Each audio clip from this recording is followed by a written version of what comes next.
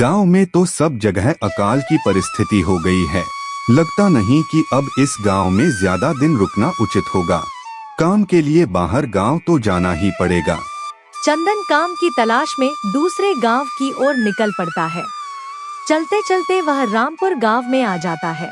वहां उसका रहने का कोई ठिकाना नहीं था और उसके पास कोई काम भी नहीं था। चलते चलते वह एक अमीर किसान जगत सेठ के पास आ पहुंचता है।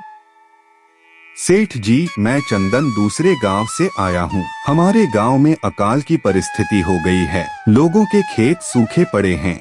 गांव में बूंद बूंद पानी के लिए लोग तरस रहे हैं। अगर मुझे आपके पास कुछ काम मिल जाएगा तो बहुत कृपा होगी। बड़े भाई, अरे रे लगा है, तुम्हारी हालत बहुत खस्ता हो गई है। ठीक है, वैसे मेरे पास एक काम तो है, पर लगता नहीं कि तुम वो कर पाओगे। सेठ जी, आप चिंता ना करें, मुझे आप कोई भी काम दे सकते हैं। मैं वह काम पूरी मेहनत और ईमानदारी से करूँगा। अच्छा ठीक है चंदन, तो कान खोल कर सुन लो। मेरे पास 50 गाय और 50 भैंस हैं। तुम्हें हर रोज उन जानवरों का गोबर निकालना होगा और रोज सुबह शाम उन्हें चारा पानी देना होगा। महीने के आखिर में तुम्हें इस काम के लिए 200 रुपए मिलेंगे और हाँ, 2 वक्त का खाना भी हमारी तरफ से मुफ्त दिया जाएगा। बोलो, क्या तुम यह काम कर पाओगे?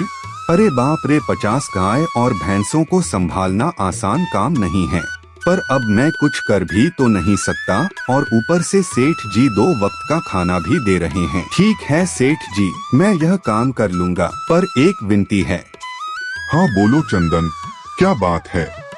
सेठ जी, अगर आपको समस्या ना हो तो क्या मैं आपके गायों के साथ गौशाला में रह सकता हूँ? सेठ जी, मैं इस गांव में नया हूँ। मेरा रहने का कोई ठिकाना नहीं है। जग्गा सेठ थोड़ी देर तक सोचता है और चंदन को ऊपर से नीचे तक देखने के बाद उससे कहता है, ठीक है चंदन, तुम गौशाला में रह सकते हो। वह रोज जल्दी उठकर गाय और भैंसों का गोबर निकालता, उन्हें चारा डालता और समय पर पानी भी पिलाता था। हर रोज चंदन अपना काम ईमानदारी और पूरी मेहनत से करता था। जगत सेठ को भी चंदन का काम बहुत पसंद आने लगा, क्योंकि वह अपना काम सफाई से करता था। एक दिन जगत सेठ चंदन को बुलाकर उससे बोलता है, चंदन, मुझे तुम्हारा काम बहुत पसंद आया है। तुम गाय और भैंसों का अच्छा ख्याल रख रहे हो, इसलिए दूध की गुणवत्ता भी बढ़ गई है और गाय पहले से ज्यादा दूध भी दे रही हैं। इसलिए मैं आज से तुम्हारी तनख्वाह बढ़ाकर पूरे 400 रुपए कर रहा हूँ। आपका बहुत बहुत धन्यवाद सेठ जी। कुछ दिन ऐसे ही बीतने लगते हैं। चंदन जगत सेठ के पास बहुत मेहनत और ईमानदारी से काम करता है। धीरे धीरे चंदन के पास अच्छा खासा रुपया जमा हो जाता है, जिससे वह अपने लिए छोटा सा रहने लायक एक कुटिया बनवा लेता है। उस गौशाला में सोकर तो नाक से गोबर की गंध अभी भी नहीं जा रही। अब आखिरकार मुझे अपने घर में चैन से सोने को तो मिलेगा। तब से चंदन जगत सेठ के पास गौशाला में काम करने आता और 2 वक्त का खाना खाकर अपने घर सोने के लिए चला जाता था।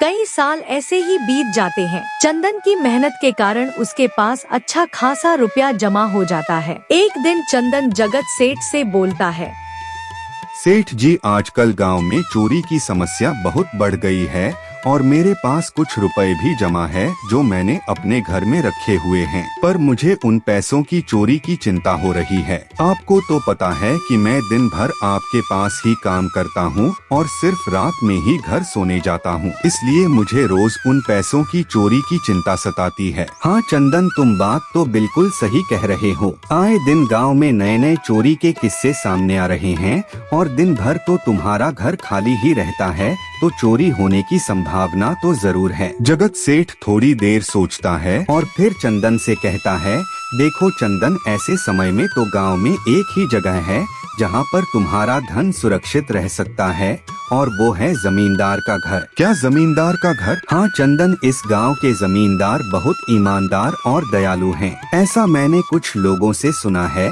और उनके घर पर बहुत सारे पहरेदार भी हैं, तो चोरी होने की संभावना बहुत कम है। तुम अपने पैसे उनके पास रख सकते हो। अच्छा, ऐसा है क्या सेठ जी? ठीक है, फिर आज ही मैं जमींदार जी से मिलकर बात करता हूँ और उन्हें अपनी समस्या बताता हूँ।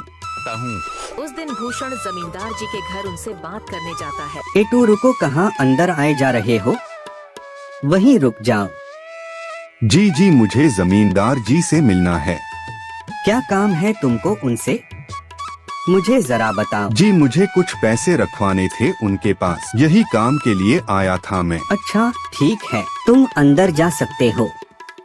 नमस्ते जमींदार जी, मैं चंदन जगत सेठ के यहाँ काम करता हूँ। कुछ साल पहले ही मैं दूसरे गांव से यहाँ आया हूँ। अच्छा चंदन, बोलो तुम्हारा क्या काम है मेरे पास?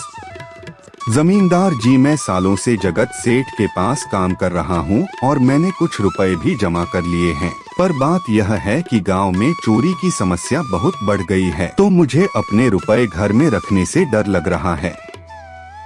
अच्छा, कितने रुपए जमा किए हैं तुमने? अर्जी, यही कोई 5 से 6 हजार रुपए होंगे मेरे पास। वाह, ये तो बड़ी रकम है। मैंने आपकी ईमानदारी के बारे में लोगों से बहुत सुना है, इसलिए मैं अपनी रकम आपके पास कुछ वक्त के लिए रखने आया हूँ। हाँ भूषण, तुमने बिल्कुल सही सुना है। तुम्हारी रकम मेरे पास पूरी तरह से सुरक्षित रहेगी। तुम अब चिंता ही छोड़ दो, मैं सब देख लूँगा। भूषण अपने पैसों की थैली जमींदार को दे देता है। ये पूरे 5,800 रुपए हैं, आप गिनकर देख लीजिए। गिनने की क्या जरूरत है? तुम तो जगत सेठ के आदमी हो, मुझे तुम पर पूरा विश्वास है। जमींदार जी, आपका बहुत बहुत धन्यवाद। अब मुझे चोरों का कोई डर नहीं है, क्योंकि मेरे पैसे सुरक्षित हाथों में हैं। देखते ही देखते 2 साल ऐसे ही बीत जाते हैं। एक दिन भूषण सोचता है, अब बहुत साल हो गए जगत सेठ के यहाँ काम करते हुए। वैसे सेठ जी तो बहुत अच्छे इंसान हैं, पर सोच रहा हूँ कि खुद की जमीन लेकर उस पर मेहनत करूँ, तभी मैं बड़ा आदमी बन सकता हूँ। अब जो मेरे पास थोड़े कुछ पैसे हैं और जो जमींदार के पास कुछ पैसे संभालने के लिए दिए हैं, वह जमा करके थोड़ी जमीन खरीद लूँगा। आज ही जमींदार से मिलने जाता हूँ और अपने रुपए मांगता हूँ।